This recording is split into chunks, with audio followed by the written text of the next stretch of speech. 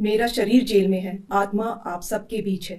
मुझे अपने आसपास महसूस करोगे। नमस्कार, मैं आशीष कुमार गौतम और आप देख रहे हैं नेशनल धाकड़। दिल्ली के सीएम केजरीवाल और उनकी पत्नी सुनीता केजरीवाल, आपको बता दें कि उन्होंने आर्टिकल 50A के H का उल्लंघन किया। आइए हम आपको दिखा दें कि वरिष्ठ पत्रकार दिलीप मंडल जी इस पर क्या कह रहे हैं।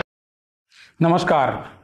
किसी भी परिवार का सदस्य अगर जेल चला जाए, हिरासत में चला जाए, तो उस परिवार के लिए वो एक दुखद क्षण होता है, संकट का क्षण होता है। और अरविंद केजरीवाल के परिवार पर आए हुए इस संकट को हम समझ सकते हैं। पूरी सहानुभूति के साथ हम इसको समझ रहे हैं कि उस परिवार पर क्या बीत रही होगी, उनकी पत्नी पर, उनके बच्चों पर जो पढ़ रहे हैं इस समय, उनके बुजुर्ग पिता पर जो कुछ हो रहा है हमें मालूम है। लेकिन सवाल ये है कि क्या इस दौरान वो परिवार खुद को ऐसे कंडक्ट करे जो कि एक सुसंगत तरीके से, एक व्यवस्थित तरीके से क्या वो परिवार खुद को कंडक्ट कर रहा है। क्या वो अपने को कंडक्ट करते समय इस बात का ध्यान रख रहा है कि वो कानून और संविधान की मर्यादाओं के अंदर है।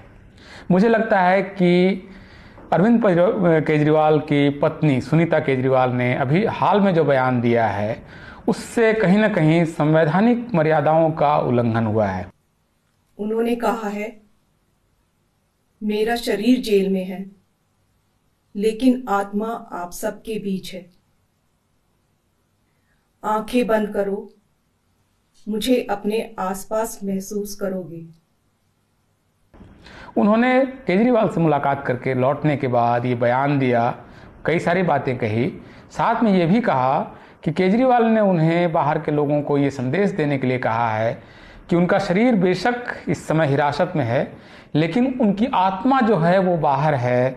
और अगर कोई आंख बंद करके सोचेगा तो केजरीवाल उनको अपने आसपास नजर आएंगे।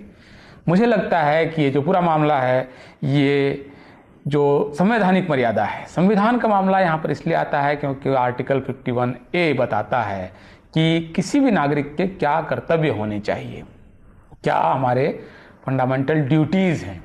और उन ड्यूटीज़ की लिस्ट में एक बहुत महत्वपूर्ण एंट्री है कि हर व्यक्ति का कर्तव्य है कि वो साइंटिफिक टेम्पर डेवलप करेगा, वो रीजनिंग और इंक्वायरी के मानसिक स्थिति में जाएगा और उसका वो विकास करेगा। मुझे लगता है कि जब वो आत्मा, परमात्मा बाहर, आत्मा शरीर से अलग और बाहर है और ध्यान दोगे तो नज़र आएगा, ये जब वो कह रहे हैं, कहीं ना कहीं वो उस वैज्ञानिक टेम्परामेंट का वो एक तरह से निषेध कर रहे हैं। खास करके ऐसा परिवार जो पढ़ा लिखा है।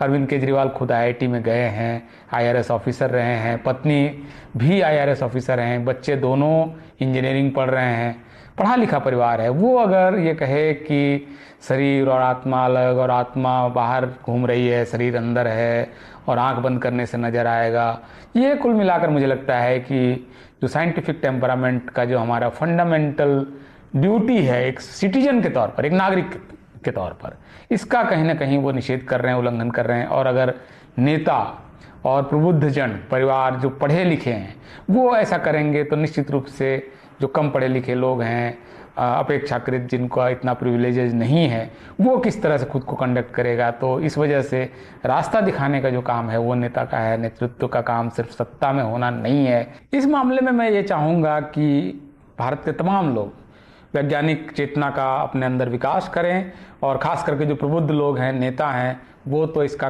खास तौर पर ध्यान रखें। बहुत बहुत शुक्रिया, धन्यवाद। तो दिलीप मंडल जी के इस वीडियो पर आपकी क्या राय है, कमेंट करके जरूर बताइएगा। धन्यवाद।